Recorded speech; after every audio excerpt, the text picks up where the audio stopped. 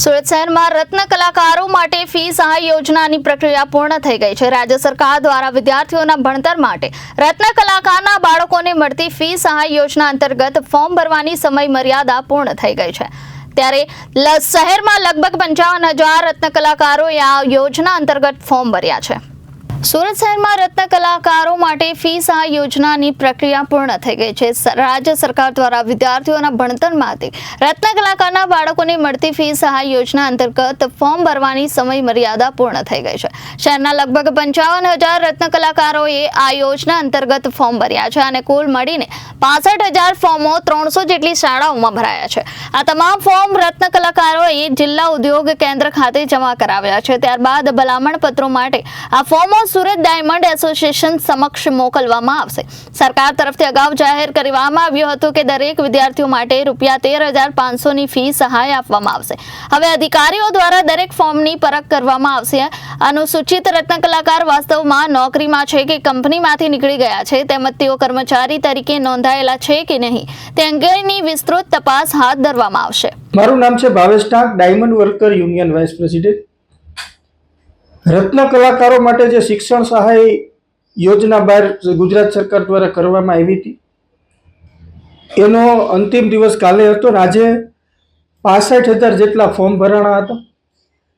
પહેલો જે મહિનો હતો જ્યારથી યોજના ચાલુ થઈ હતી ત્યાં 1 મહિના તો આપણે પરિપત્રોની અંદર કાઢ્યા છે।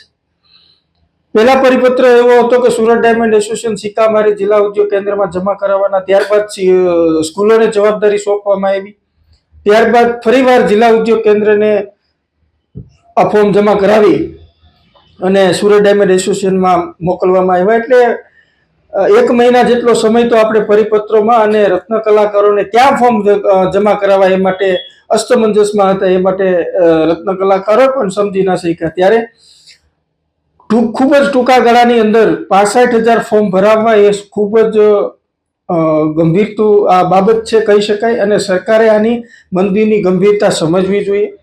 સમગ્ર ગુજરાતની અંદર 1 લાખ કરતાં વધારે ફોર્મ ભરાવાની અમને આશંકા છે અને આ જે ફોર્મ ભરાણા છે એ ફોર્મને લાભાર્થીઓને તાત્કાલિક શિક્ષણ ફી મળી જાય એવી પણ અમે સરકાર પાસે અપેક્ષા રાખીએ છીએ। અને અમુક સ્કૂલો દ્વારા જે મનમાની ચલાવી અને ફોર્મ જમા કરાવવા નહીં આવતા એવી પણ ફરિયાદો ઉઠી છે। તો રત્ન કલાકારોને આવી જે રઝળપાટ થયો છે એની વચ્ચે આ 65,000 ફોર્મ ભરાણા એ ખૂબ સરકારે નોંધ લીધા જેવી બાબત કહી શકાય। અમારી જે પડતર માંગણીઓ છે એની લડત અમે ચાલુ રાખીશું કે રત્ન કલાકાર માટે કલ્યાણ બોર્ડની બનાવવામાં આવે, આત્મહત્યા કરતા રત્ન કલાકારોના પરિવારને મદદ કરવામાં આવે અને વ્યવસાય વેરો નાબૂદ કરવામાં આવે। આ બાબતે અમે સરકાર સમક્ષ માંગણીઓ રજૂ કરશું। સુરત શહેરમાં 7,000થી વધુ રત્ન કલાકારો સામે 65,000 ફોર્મ, એમાં એ જ કહેવા માંગીશ કે સમયગાળો ઓછો હતો અને સરકાર રત્ન કલાકારો અસમંજસમાં હતા કે ફોર્મ ક્યાં જમા કરાવવા અને જે સ્થિતિ હતી કે અમુક સ્કૂલો પોતાની મનમાની કરતી હતી, જે સરકારી ગાઈડલાઇન્સ આપી હતી કે સ્કૂલોએ ફોર્મ જમા કરી જિલ્લા ઉદ્યોગ કેન્દ્રમાં મોકલવા, તો અમુક સ્કૂલો એની પોતાની મનમાનીથી છેલ્લે રજૂઆત કરવા છતાં પણ અમુક સ્કૂલોએ આ ગાઈડલાઇન્સનું પાલન ન કર્યું એ અસ્તમંજસ અને ખૂબ જ ટૂંકો ગાળાની અંદર આ 65,000 ફોર્મ ભરાવા એટલે ગંભીરતા, મંદીની ગંભીરતા સુરતને કેટલી અસર કરે છે, ગુજરાતના આર્થિક ઉદ્યોગને કેટલી અસર કરે છે સમજવાની બાબત છે। Reporter Arvind Rathod, Janadesh news, Surat.